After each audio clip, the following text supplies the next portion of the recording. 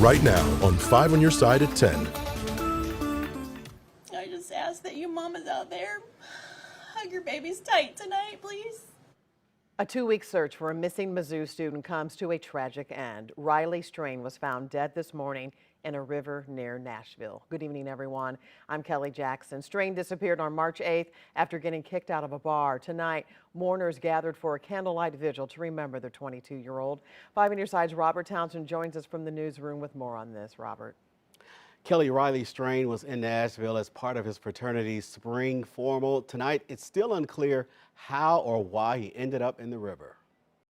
A huge crowd of mourners gathered under a Nashville bridge Friday night. It's the same area where security cameras last captured Riley Strain on video, staggering along downtown streets after the Mizzou student was kicked out of a bar 2 weeks ago. Riley's incident has touched people around the world. We've had people literally from all over the world reach out to the family. The candlelight vigil also not far from the Cumberland River, where Friday morning barge workers were trying to clear debris when a body surfaced. Investigators quickly identified the body as the 22-year-old from Springfield. The clothes matched the outfit Strain last wore when he disappeared. Investigators say no foul play-related trauma was observed on Strain's body. An autopsy is pending. It's been an emotional roller coaster. Thank you. Thank you for sharing our story. Strain's heartbroken mom couldn't stop sobbing during a news conference Friday afternoon. Other family members held hands. The family thanked the Nashville community, volunteers, and local and national supporters who are helping them get through this difficult time. I can't thank you enough for the support, the love, the encouragement that you've shown myself and my wife and Ryan. I just ask that you mamas out there hug your babies tight tonight, please. Tonight, the University of Missouri sent out a notice to all Mizzou students and staff encouraging anyone struggling with Strain's death to reach out to the MU Counseling Center for help. Thanks, Robert. Now to a major road construction project in the bi-state. About an hour ago, IDOT closed eastbound Interstate 5564 in East St. Louis. For the next 6 weekends, crews will work on patching and resurfacing along the highway. The road work stretches from the Poplar Street Bridge to the I-70 interchange. The eastbound lanes on Martin Luther King Bridge are also closed during construction. Lanes will reopen Monday morning. The project is expected to be finished by the end of May. Tonight, the Missouri Attorney General is investigating the Hazelwood School District. It comes after the brutal fight that left a Hazelwood East student in a coma and another charged with assault. AG Andrew Bailey is investigating diversity, equity, and inclusion programs at the school and the district's relationship with police. The district responded saying, quote, HSD does not prioritize DEI initiatives at the expense of student safety. Rather, we believe that fostering an inclusive environment is essential to ensuring the well-being of every member of our school community. Hours ago, attorneys for Pam Hup entered a second not guilty plea on her behalf for the 2011 murder of Betsy Faria. Lincoln County prosecutors had to refile murder charges after Hup's defense asked for a change of venue. They cited the extraordinary publicity surrounding the case. It was moved to Greene County 4 hours away. Prosecutor Mike Wood says that was too far, so he refiled the charges. The voluminous amount of evidence that we would have and witnesses that were going to be involved in what we believe prospectively could be a month-long trial, being able to prosecute that from 4 hours away was just going to be more of a burden than I think would have been studious or responsible for us to proceed on. Wood says he doesn't believe this will delay the trial, so he is expecting it to begin next summer. He hopes a judge will agree to move the trial within 100 miles of Lincoln County.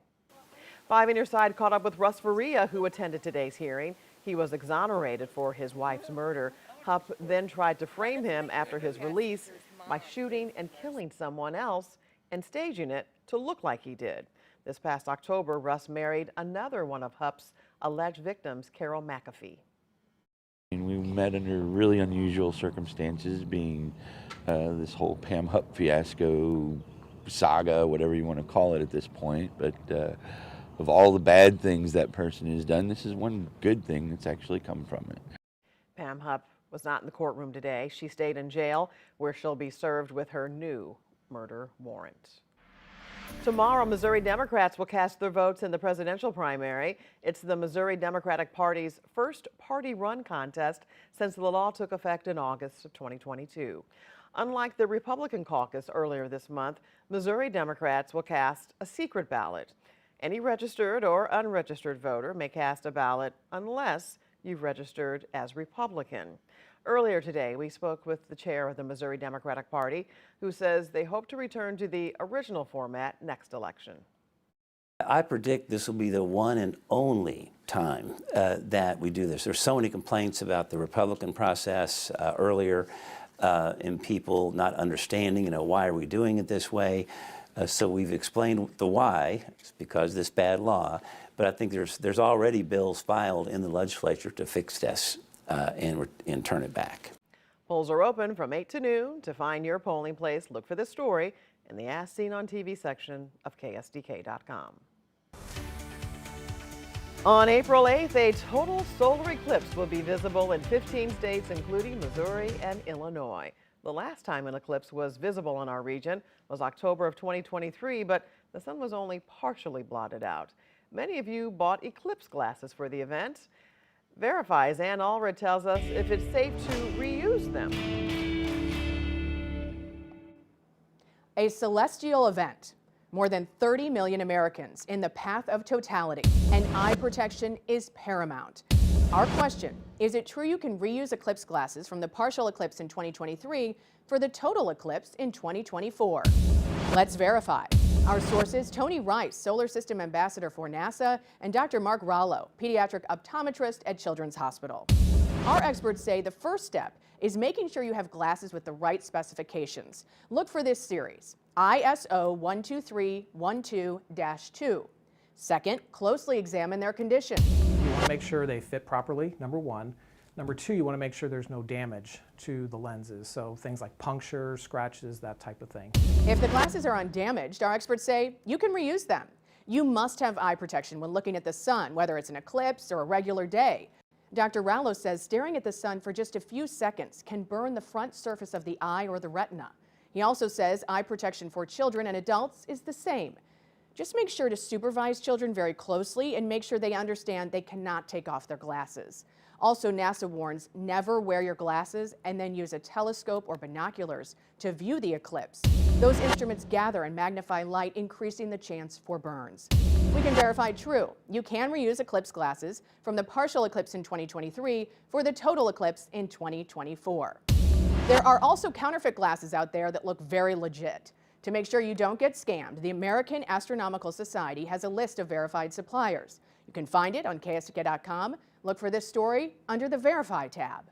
I'm Ann Allred, 5 on your side. And what can Ann verify for you? Let her know with an email. The email address, verify@ksdk.com. For more information on the eclipse, just text the word eclipse to 314-425-5355. We'll be happy to send you a link. Nearly $1 billion